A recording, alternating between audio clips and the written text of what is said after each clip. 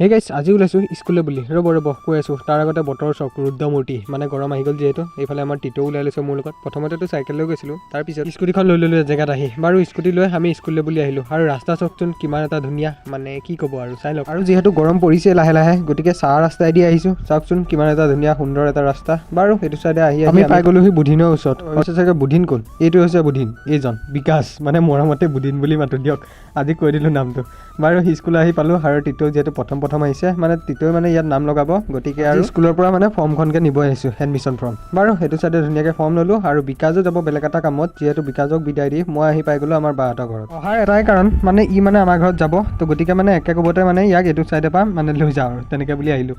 আৰু কি ক'ব বেয়া গৰম ইয়াত গাইছ কি ক'ব উপায় নাই বাৰু সেইটো চাইডে চাওকচোন চাহ খাই থাকোঁতে ছাগলীৰ মানে কি ৰূপ ধাৰণ কৰিছে বাৰু তেনেকৈ আমি তিনিটা উঠি ল'লোঁ এতিয়া ঘৰলৈ বুলি আৰু ঘৰ আহি এটা বস্তু দেখিলোঁ মানে এইটো মিঠাতেল মাজুলীৰ পৰা আহিছে মানুহজনে দি থৈ গ'ল তাকে সেয়া মানে একদম খাতিৰ আৰু দিয়ক এইটো কাইলৈৰ পৰা খাম বাৰু আজিলৈ মানে লগ পাম পুনৰ।